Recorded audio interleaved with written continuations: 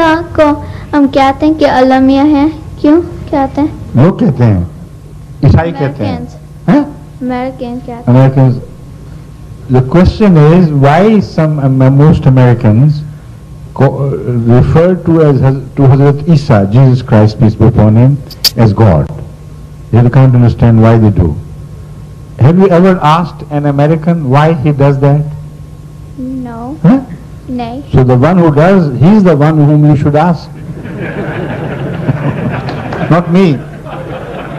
Right? But Thank they you. mostly say that वो कहते हैं कि that he rise to the sky, so he must be God.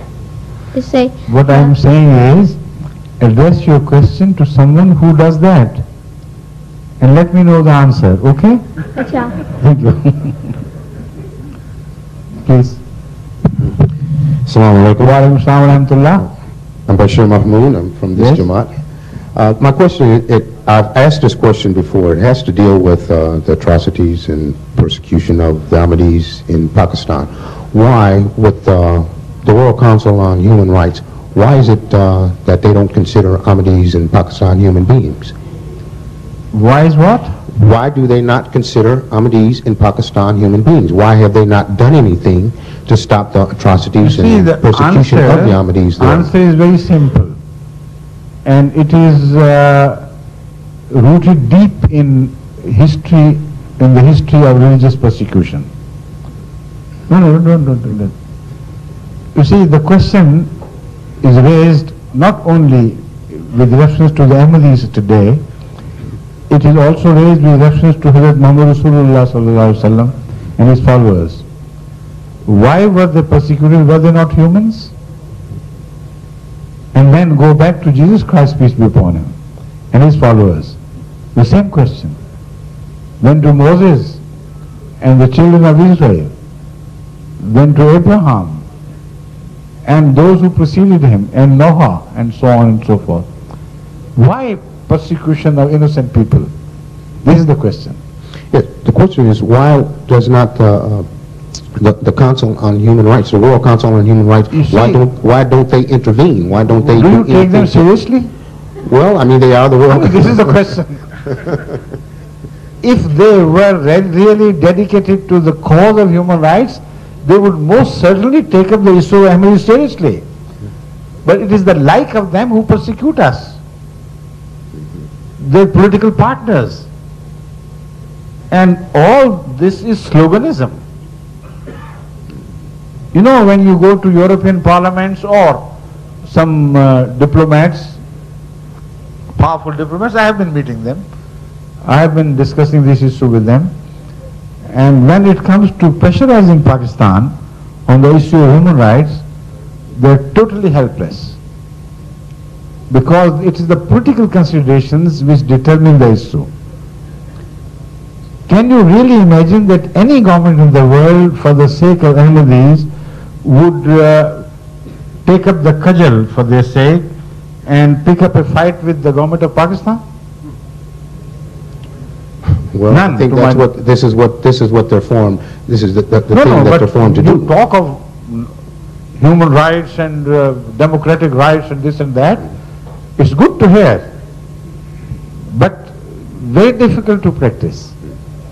You know, I remember a few years ago I came to America and I had a good meeting with some very important congressmen and senators. It was a very interesting afternoon we spent together.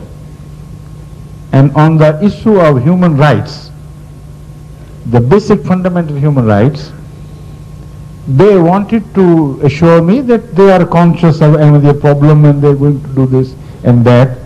So I thanked them. I said, please, I am deeply obliged to you on my behalf and on behalf of my community, but please don't do anything. For God's sake. And they were surprised. What do you mean? We're going to move this resolution and that? No, for God's sake, don't. I said, what I know is a different story. What I know is that if an American dog bites anyone else on American soil, then he can be sued, the owner of that dog can be sued even for millions sometimes. But if American dogs in millions bite others on different soils, then America fully supports them and says, hello, go ahead and do it. Halagula is made, like that. I said, this is the real life. So I said Pakistani dictator Zia, it was Zia in those days, he's your man.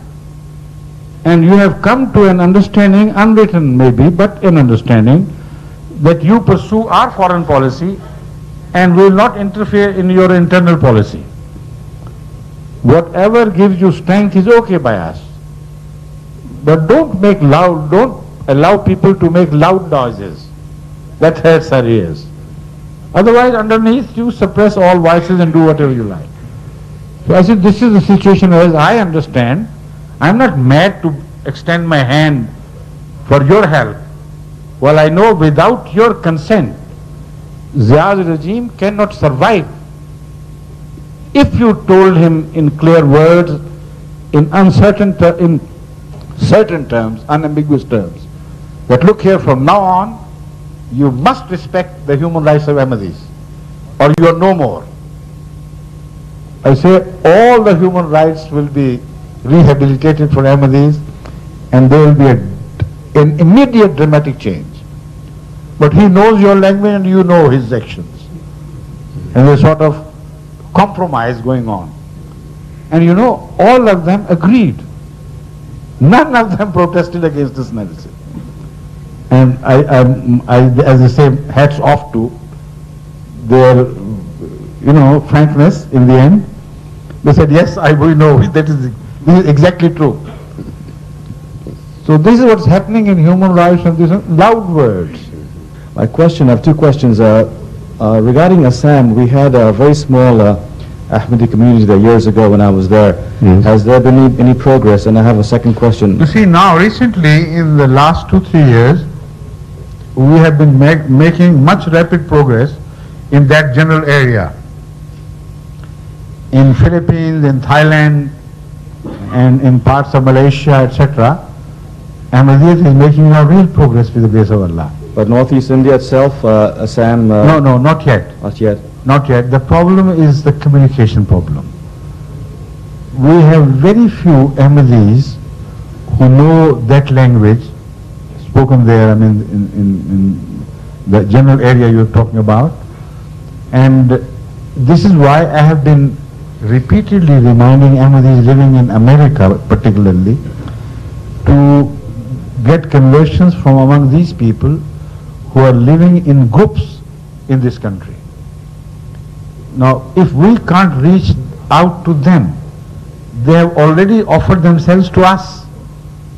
So it is largely American responsibility to convert them in large enough number and to get from among them the more educated, well-versed people in languages and religion, etc., so that they can then begin to bring about a revolution in their own countries. Okay. Now this is what I also suggested to European countries, and they took it very seriously. I just spoke of Albanians, joining Ahmadiyya even in larger number. You know how it happened? It just happened that Sweden was one of the countries to whom I entrusted the task of converting Albanians. I see. Now they took it seriously, and with humility and prayer, they succeeded in having a few conversions in Sweden. One of them was so motivated, and he found Ahmadiyya so exhilarating that he said, I can't stay put in your country anymore. I'll return to my country and deliver the message. I'll not feel happy until I have delivered the message there. And so also some Albanians got converted to Ahmadiyyat in Germany, and it was they who started delivering the message to other Albanians. Incredible. So this number suddenly swelling into thousands upon thousands is the result of a genuine attempt